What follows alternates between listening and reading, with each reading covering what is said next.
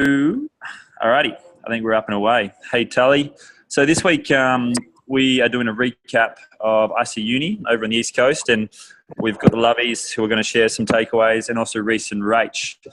So the cool thing about events, I guess the next one after this is University in Action in Melbourne. So we'll get a recap of that later in the year.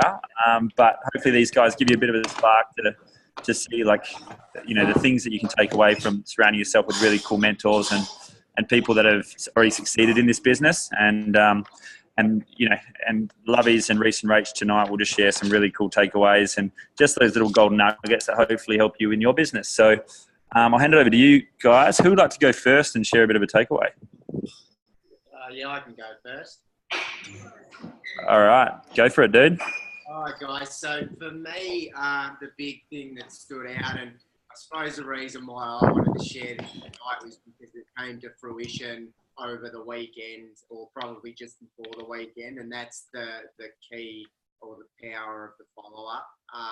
It was brought up, and Lloyd and Alicia did a really great segment, which I think Rach might be sharing some more, maybe, or we can share some more on that, or we might even put their slides up in the group later.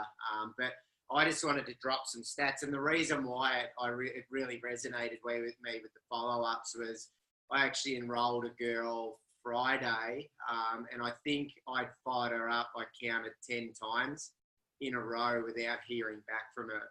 Now, she showed interest in ISA maybe 12 months ago, and kind of showed a little bit of interest. So for me, you know, that's enough to have posturing following her up, obviously. So I did, and every time there was an event on in Melbourne, because she lived in Melbourne, I invited her along. Now, she never said no. I never once got a word no.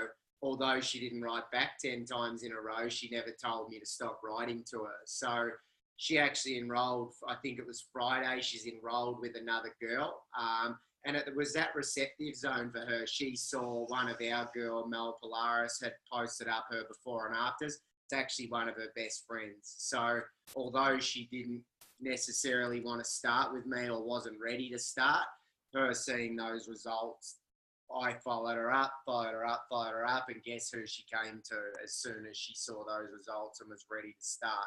She actually reached out to me. So I just wanted to read out some stats. I'm going to read them off my phone, guys, so hang in there with me. But these are just that they put up on how bad network marketers actually are at following up. And then obviously went into some really cool techniques on how to do that, which I mentioned earlier. Yeah. So the first one is 48% of salespeople never follow up with a prospect. So that's nearly half. We send them a message and we don't follow them up. So it's crazy statistics there. The second one was 25% of salespeople make a second contact and stop. So again, that's 2 contacts. And as we know, it's between 5 to 12 follow-ups. And that was the perfect amount with the last enrollment I got. It was 10 follow-ups without even hearing back from her. And those follow-ups weren't always about isogenics. They were just staying in contact and being in her mind enough for her to obviously reach out when she was ready. The third one was 12% of salespeople only make 3 contacts. So, you know, that's such a low percentage of people that only make it to the 3rd contact, and they're at least 2 contacts off from normally getting a sale minimum of 2. 10% of salespeople make more than 3 contacts. 2% of sales are made on the 1st contact. So, you know, 50% of people drop off, but only 2% create an enrollment through that initial contact. So it's mind-blowing.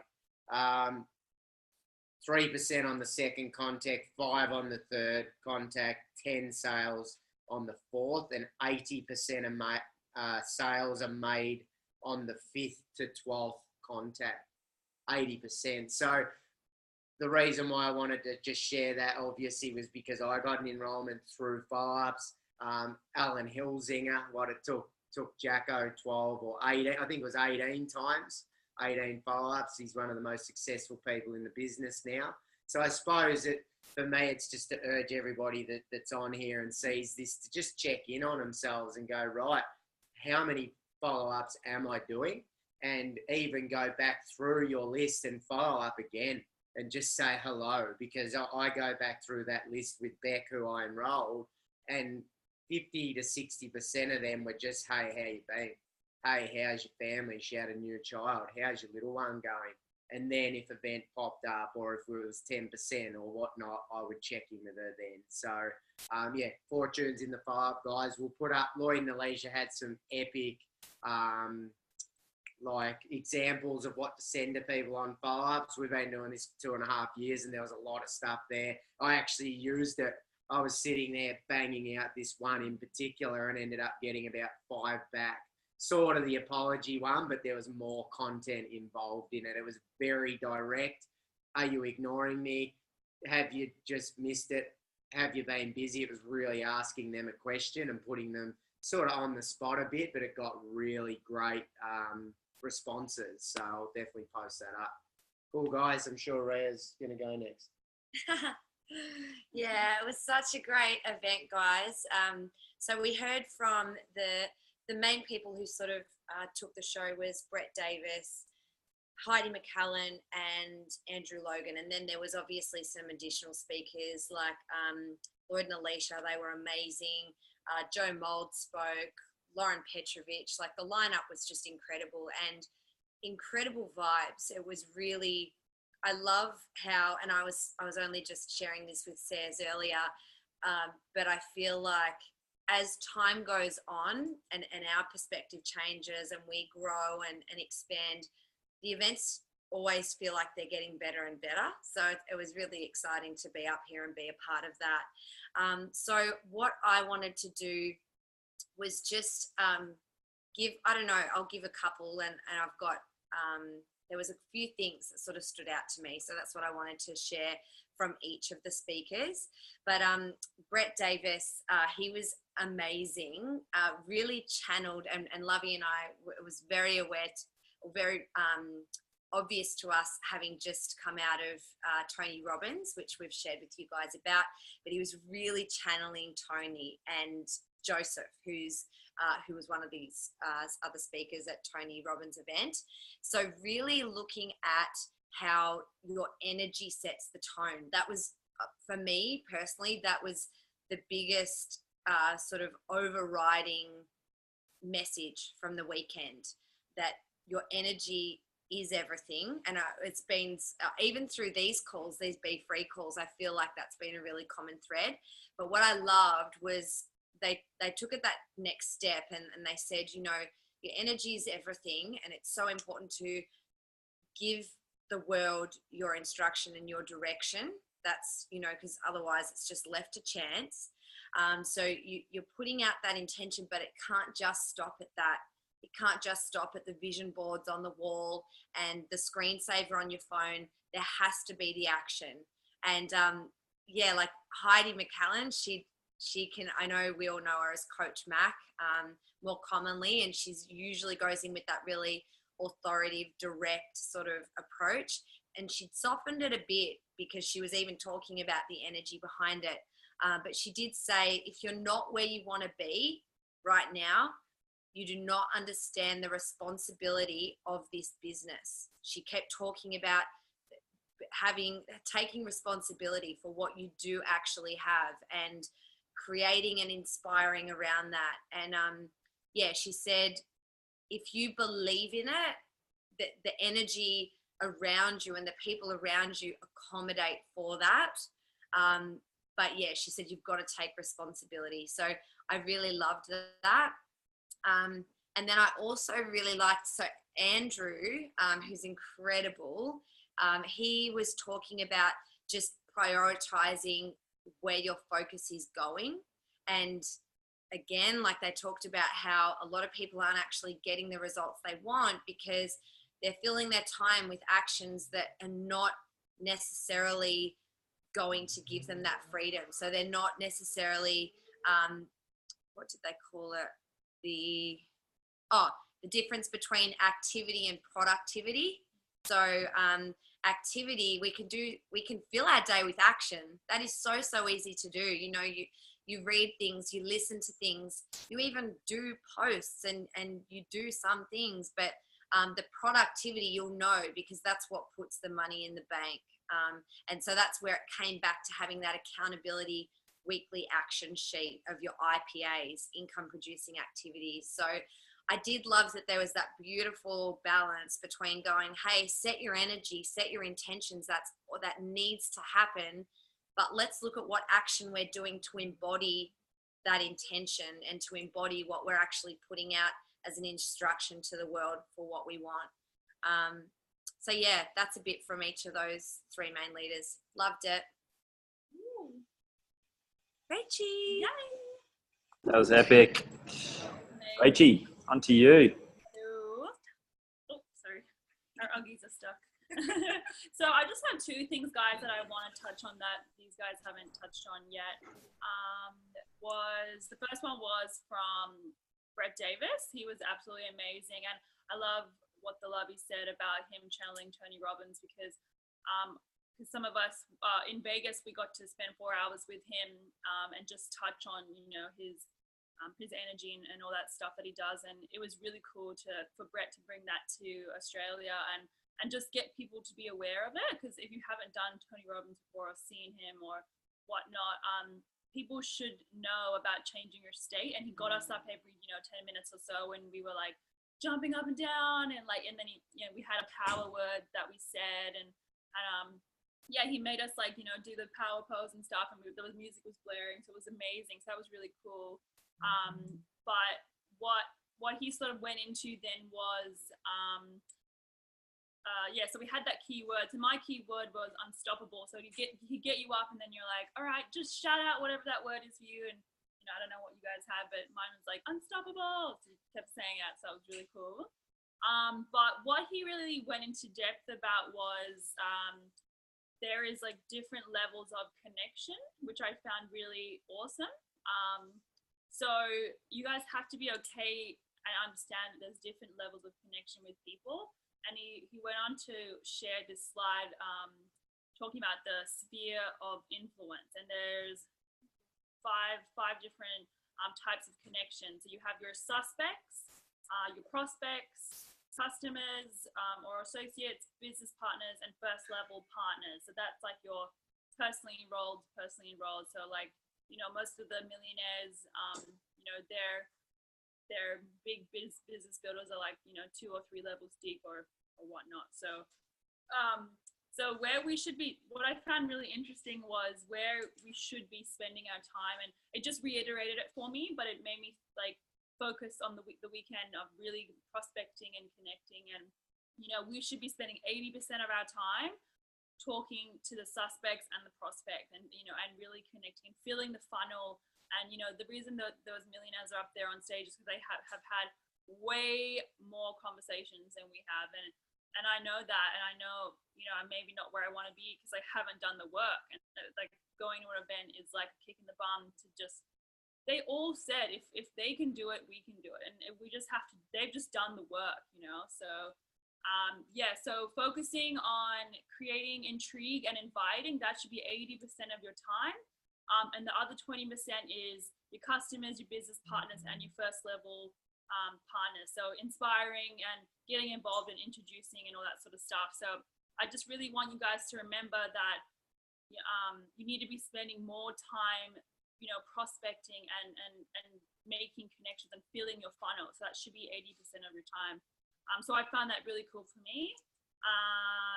One more thing from Jim Rohn, which Brett also shared.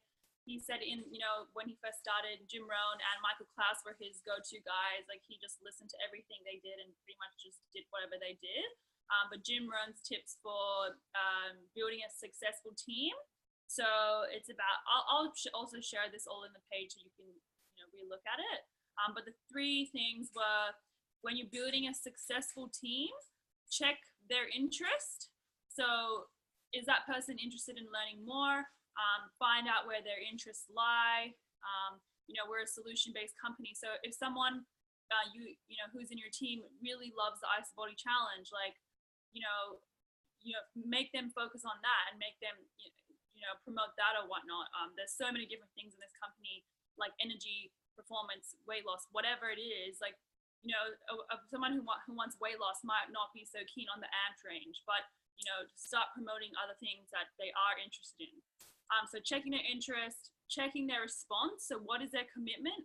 And this is the biggest thing. Like, are those people showing up? And if they're not showing up, just don't put so much energy into them.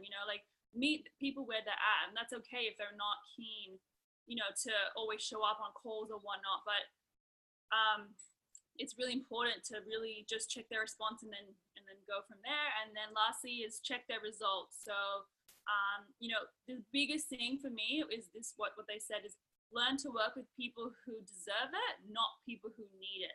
And that was huge, because we spend so much time with the people who oh my God, they need it so bad or whatever, but there's so many people who actually deserve it, so I think my biggest lesson is looking for more people, not getting stuck on the people who are just draining my energy or who aren't really showing up, so so that was the biggest things for me. And also, how many times today has the isogenic story been told? That's what they kept saying. How many times today has the isogenic story been told? If you want to be a millionaire, how many times today has the isogenic story been told? Yep. Cheers. Yeah. How many times has it been told? That's pretty epic, Rach. Thanks for that. There's so many little nuggets there. Hey, Hunty, just before we shoot on to you, does anyone have any questions from either Reiss, Rach, from Rach, Rhia, or Rob? Just so that we can make this a bit of a two-way conversation and just shift the energy a little bit. If you do, just put the I saw your hands, Rach. What are you asking? Put some questions in the chat box. I'll give you guys a minute just to write something in there. And if there's nothing, don't force it. But if something is coming up, just plug away. So I'll give you 60 seconds, and then if anything pops up, I'll ask you guys. If not, we'll just continue on to you, Hunty.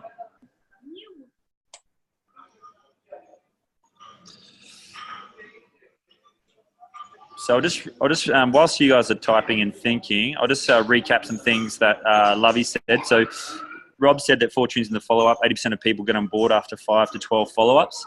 And to give you some perspective how to attract the big players, Jackson Parr took about 18 follow-ups over I think it was 12 months or 2 years, So I know I was probably the same with Peter for about 12 months and about 20 follow-ups.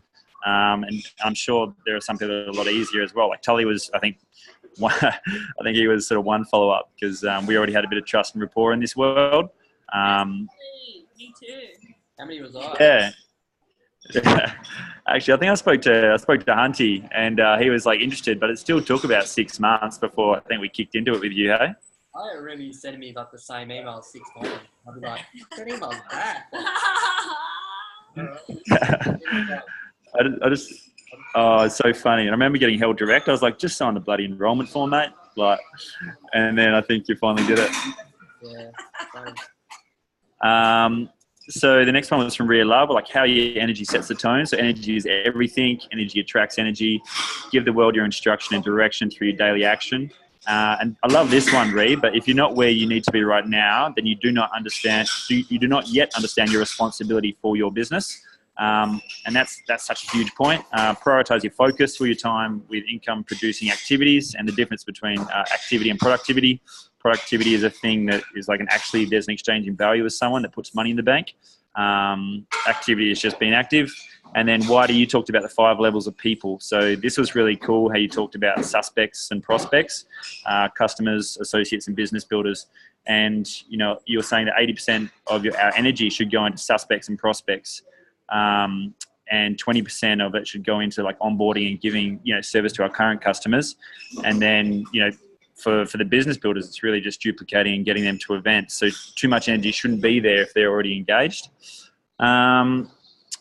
Cool. So that's given you guys enough time now to ask questions. So in the chat box we have something from Tully. So Tully said, did any of the leaders talk about how they were utilizing cleanse pages? Who wants to take that one? Was honestly the only thing that really mentioned about that culture. and really creating mass energy. Yeah. Are you in a So, it's super loud, mate? It's all right. yeah, sorry, dude. I'll turn off in a sec. Yeah, culture. Yeah. There we go. Yeah, so basically they just touched on just creating massive momentum. So I know for us lately, it's really trying to empower our team to get their team to start getting involved as well. I think that's something that goes missing a little bit in the cleanse pages. It's the same culprit showing up, the same faces every single time. And we've seen that for years. So I know for us, we've really been trying to put that energy in getting their people to jump on board as well. And speaking to our people and saying, can you please talk to your people about it? Or you remember what it was like to have energy. Imagine if your team starts doing the same thing. So it's just, and then all of a sudden you start creating that extra movement and extra energy from other people jumping on board as well. So I think that's our responsibility to empower our people to do it. Otherwise, why would they empower their people to do it? So yeah, responsibility was a big thing that was brought up over the weekend. Really taking back control of being leaders and showing our people to do it. Do you think, Lovey, that there's a lot of interaction online, but do you think that maybe to build a culture there needs to be a lot more belly to belly sort of interaction, in Melbourne, in Sydney, in Perth, where we're all just actually catching up and really getting into action in our own sort of demographic? Yeah, I do. I think we've got to get better at getting people to events though as well. Isogenics run events that build our business, and I know on the weekend there, I think we were the only BFree, crew that were at that event. So I think that them events need to be where it starts. We can try and create a culture where we're catching up and hanging out, but if we're not putting any energy into events, how are we going to go at doing that? You know what I mean? So agree. I totally agree that a culture together is something that needs to grow, but I really feel that needs to stem from these events, because people are going to catch the vision and then want to be a part of that culture, whereas at the moment, there's just not enough numbers getting to events, and that's standing out really. And we're taking responsibility for that too. It's certainly not everybody else isn't getting enough. We had one person there. So Yeah, and it's funny because Jimmy stood up and they asked her how many people did she bring to this event. We put no energy into getting people to events. And I remember, Rory, from when we all started. Yep. That was one of the biggest actions. I think Rachael agree, and the Lovies, because they were there as well. But when we went to, we'd go to bars and pubs after, there was 20, 30 crew there. And it was Exactly. Everyone's the same level. I remember singing, this is my tribe. Yeah. But that's diminished a lot. So I think we need to bring that back and have everyone at events. And then everybody bringing people. So not just us all turning up, but turning up with 10, 15 people. It's working. That's my biggest focus, is to make 20 people to David Wood. Yeah. Yep. Literally, that's how I want to rock up to the next event, like you rocked up to your event, really. That's basically what kickstarted you. So. Yep. And I was just going to say, and we can include this as part of what we share in the pages, but it's not rocket science. Everyone wanted to know, well, what did Jimmy do? And all we did was followed the step-by-step that I actually did back with the vision tour, and it's just getting on the phone. You message them and ask, are they free? Come on, can you hear? Rory, can you mute, please? Thank you. Bit of China there.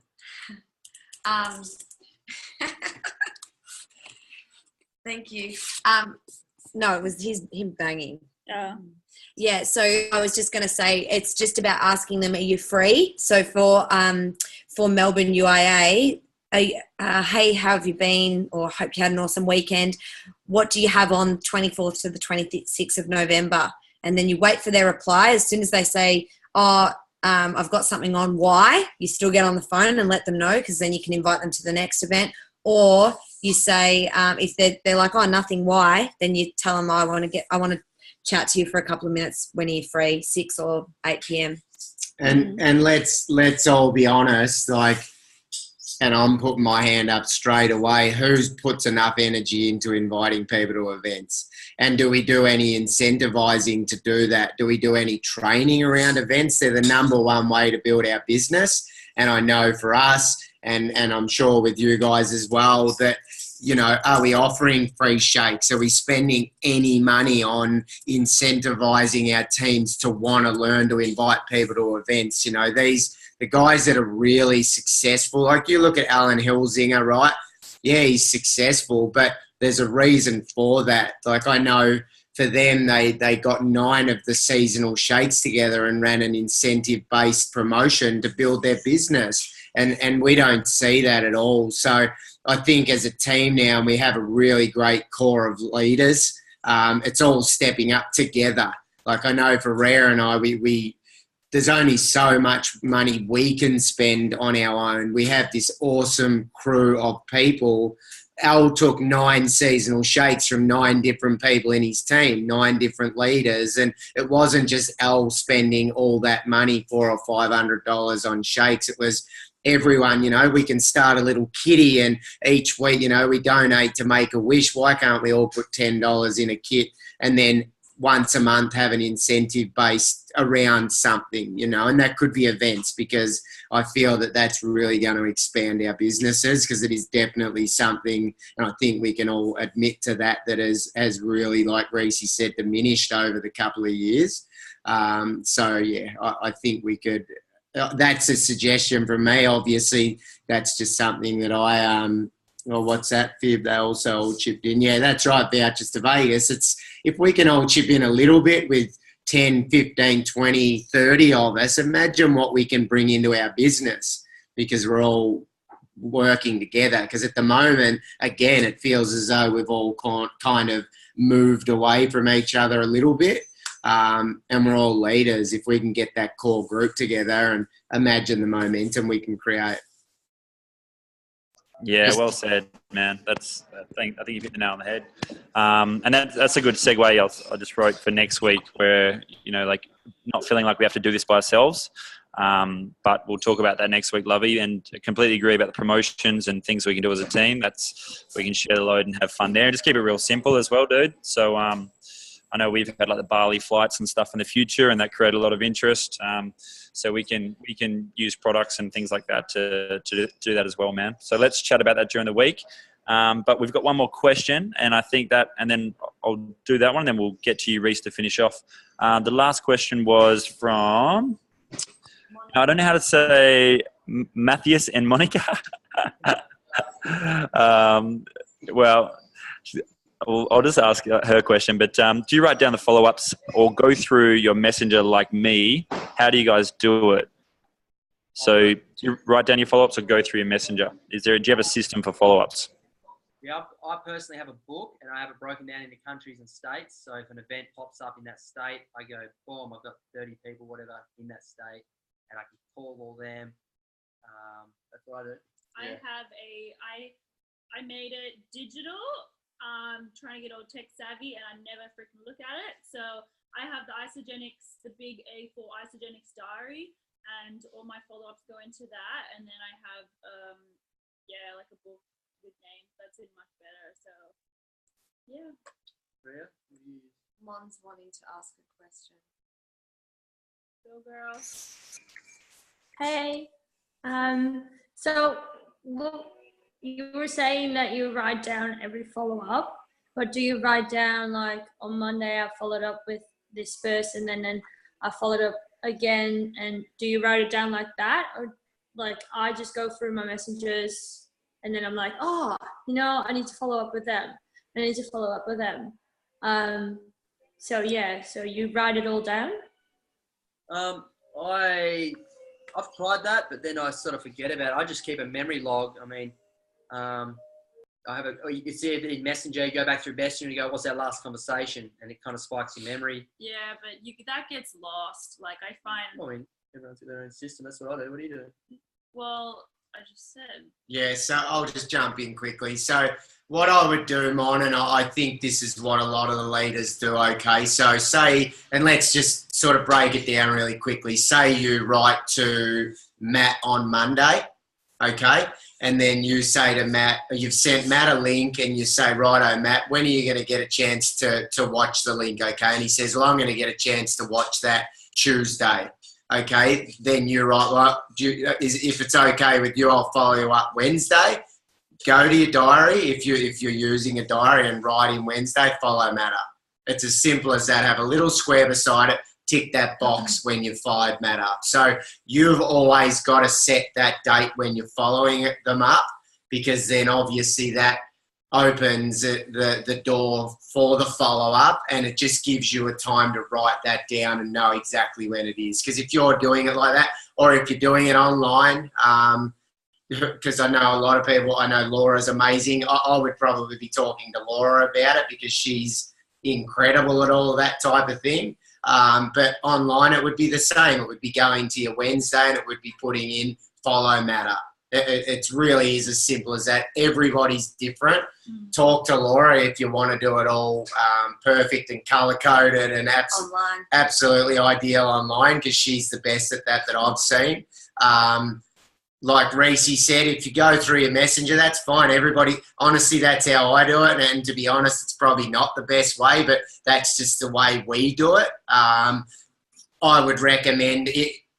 I've been telling myself for years to get a diary and just write on the day when to follow them up, tick the box. So, you know, I've got to practice what I preach. I reckon that's probably the best way if you do it as a hard copy, handwritten. Just get a diary, write the on the Isaugenics diary. It is so epic because Yeah. it has on the side new connections, follow-ups. Like, it's a weekly diary, so you can write exactly. And if someone says to you, follow me up in a month, you go to the month and you write follow up with this person. Like, the Isaugenics diary has 3 new connections, 3 follow-ups, 3 pull up. It's all in there. Once you get in the habit of using it, it's just there. And then you can go back if you miss someone. Oh, I want to check back with them, you know? Like, it's. I feel like once you write it down, it just gets instilled in your mind.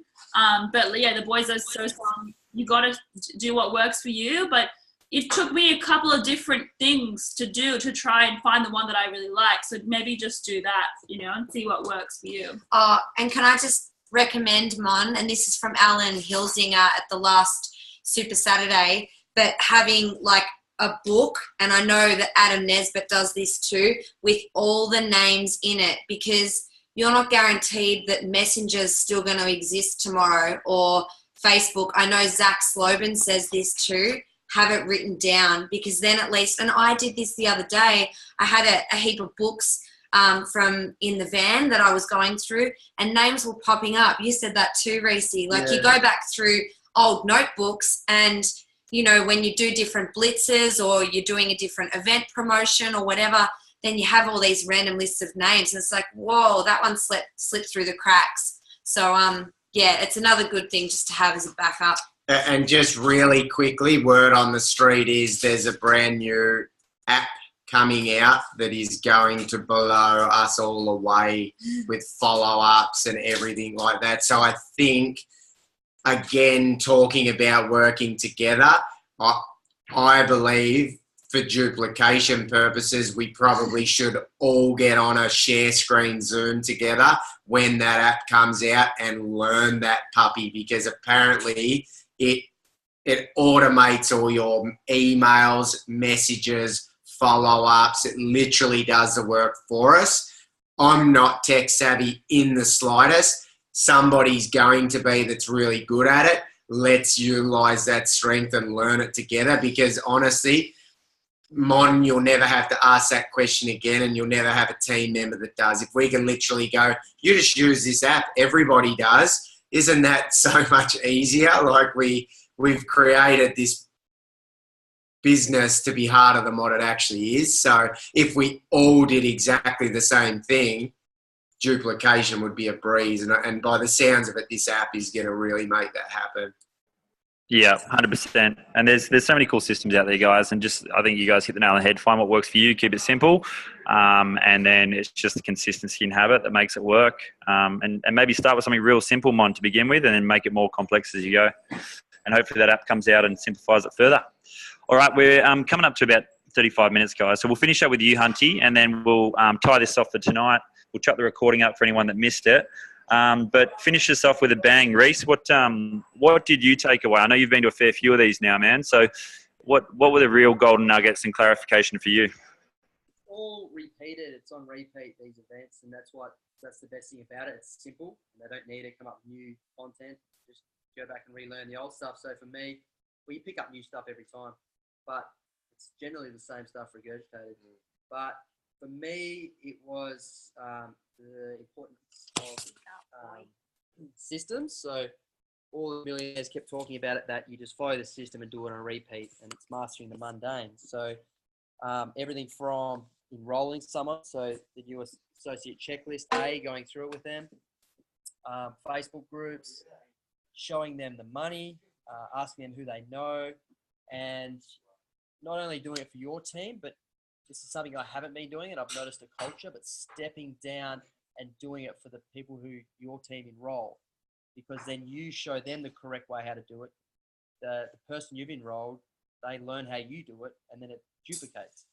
And I've noticed the Lovies do it really well. They've been doing open the boxes for a lot of their people, for their people's people, and it's just really cool. So that's something I'm going to go back and do. And then going through to even the business, like doing the new associate checklist B, getting them to write their 10 lists out, setting their goals. So one step at a time. Heidi McCallum was really good at this, where, instead of overwhelming somebody with the whole compensation plan, say, all you need to know is your next step, and your next step is to find 2 people. And then as soon as that happens, all you need to know is your next step is a 5-cycle bonus. And keeping it super simple like that, because even my dad, who came to the event, he was like, whoa, I'm so overwhelmed with all this information. I said, you don't need to worry about it. I'm the professional. I'll walk you through it. Step 1, let's get your pack. Step 2, who you got 2 people, and he had 3 people straight off the top of his head who can start the program. So he ordered his pack today. Super simple. Next step will be 5-cycle bonus. Then it'll be manager. And just doing that for everybody in your network, and just not overwhelming them, and keeping it simple.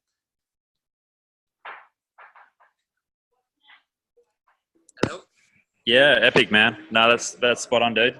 And I just I wrote something that that really resonated there from Heidi McCallum, and it was something I think she posted up on the Isaaunix business page the other day. But she said that if she called someone 4 levels deep in your team, would they still be running the same systems as what you are?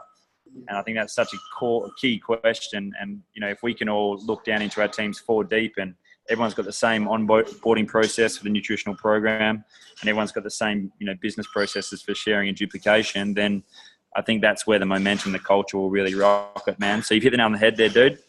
Get to events. Get to events. UAA Melbourne, right? That's November 23. That's the next one.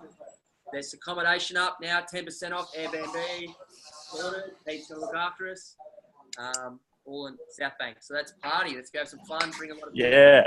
And one thing on the culture, just having the Lovies here has been so fun. It's bringing the fun back to this network marketing. It really has. So same with the team in events. We'll go to events, let's all have fun. And Yeah. I just remember that from the start. That was the funnest bit about it. Yeah. And the essence of what we do is building belief, and you can't do that on your own. You do need the events, you need the energy there, the vibe there, and also getting together. So let's blow UIA up. And I just wanted to quickly just really share something that blew me away. Now, I've just met Reiss's old man, right? And Reiss's old man, if you ever get the chance to meet him, his knowledge around nutrition and the human body and stuff like that has blown me away. Now, this guy came to our event and loved it, right? So this is a guy that knows more than probably anyone that's up on the stage, and has walked away from one of our events ready to rock it. So if that isn't a clue in itself that somebody that doesn't even need this product or this company has fallen in love with the culture and the company, anybody will that comes to it. So to see a bloke like that walk away now with that much posture and belief around what we have, imagine what somebody with no idea and no knowledge and no community around them are going to feel. So that blew me away and gave me more belief to know that somebody like that has fallen in love with it as well. Yeah, that's awesome, guys. Well, let's wrap it up there. Let's take yourselves off mute. No, And wait, here's a question. oh, we got a question. Yeah, Laura. Oh, Laura Phibb, quickly. Sorry, shoot. Just a quick question around following on, Rhia, from what you were saying about the inviting people, because I remember using that system before. So for people who have never done any sort of PD, how would you describe what UIA is? Tony Robbins. Yeah, so I would say that it's like, well, what did you say? I had a coffee date with a guy today. I don't know what He was what interested in the business a little bit, doesn't know much about it. I said, you should come to this event. And he's like, no, I got time, I got kids, I can't travel that far. And then he, just through conversation and talking to him, he starts telling me about how, he's a 45-year-old guy leaving his job, he wants to be an entrepreneur, how much grief he's getting from his family and friends. And I said, this is what this event is about. It's about building belief. And this is the sort of people you're going to associate with. And straight away, he's like, I'm coming. So now he's coming. So it was just purely having a conversation with him, finding out what he actually wants. But to describe what it is, I just say it's like going to Tony Robbins. You know who Tony Robbins is? Like the guru of building self-belief and getting out of your own way and out of your own head. And who doesn't want to go to that for $200, $300? What is The it? life skills as well. And just to elaborate a little bit more on that, Laura, I actually spoke to a lady tonight, and building the value up around how lucky we actually are to have David Wood training us for $200. David Wood actually can charge $10,000 a head with other training that he does outside of Isaugenics. So letting people know that they can go to a $10,000 a day event for $200 for 2 days. And also sharing that it's not just about Isaugenics. So the value that we take out of this event for our life and our other businesses, because 99.9% of people still have a job. And I know for me with the landscaping, the skill that I took out of the David Wood events just to create more income and business through traditional business, another great way to explain that to people, because you get them there and say, even if you don't want to come and learn about Isaugenics, come and just take some skills from this guy for your day-to-day life. And this lady that I've got coming, she's a Miriam woman. Don't tell anyone, but she's actually from Miriam. So, so this is the thing. Like she started for the product. She's loving the product. She can take that away for her Miriam business. I've told her that. I know she's going to fall in love with Isaugenics and the culture, and she already is. But I just said, you can take this into your other business, even though it's Miriam. So that got her over the line. And one other thing, Laura, just on that is this was a guarantee that Al Hilsinger gives his people with events. And he says, I promise you one thing, and you might remember him saying this, if you, like, we have so many days in our life, if you're prepared to come along, at the very least, have an awesome time with us together. We get to hang out. You can meet the crew at the very least. At best, I promise you'll know whether this opportunity is for you or isn't for you. But, spending a couple of days with an awesome crew to find that out is a pretty cool way to do it. So, yeah. Awesome. That is sick. And I love that last bit, Rhia. That's spot on. Hey, Laura, can I ask you a question? Go, Reiss. What does it mean to you? You've been before. What does David Wood, what does it mean to you? What did you get out of it? Well, for me, I've already done quite a fair bit of personal development. So for me, I was just like, personal development, yes, do it. And so whereas for people who don't know, like we've had a few people that haven't experienced that. So trying to word it, but to suit those people who don't don't really even know what Tony Robbins is about. Yeah. But how would you That describe makes sense. like, going somewhere and learning about yourself, like learning to turn the noise off, learning to get out of your way? Like, how do you explain it? Because I know when I said it to this guy today, I said, I hate being inside. Like, if you hang around me, I don't stop. I'm always outside surfing, inside. Like, it kills me to be inside. And I said, if I can sit inside for 2.5 days and walk out not regretting it one bit that I was there, not caring about what the surf was doing, like, that's how awesome it is. Because I do. Before I get there, I'm like, oh, I hope the surf's not good. And then I get there, it comes Sunday, I'm like, thank God I come to this. Like, I needed it. It's for personal reasons. So, I don't know, find a way that you can describe it to someone, not how I describe it or Rhia, but how you do it. It's good. Awesome point, Hunty. All right, guys, I'm gonna finish it off there. If you want to keep chatting outside in the BFree page or in Messenger, but yeah, it's awesome, guys. Thank you so much for spending the time to just share your insights and promoting it. Guys, that was awesome. Two-way conversation. Show them some love, and we'll see you all next week. And Thanks, guys. It was awesome. Thank you very much. Thanks, guys. Cool session. See you guys. See you all soon. Thank you.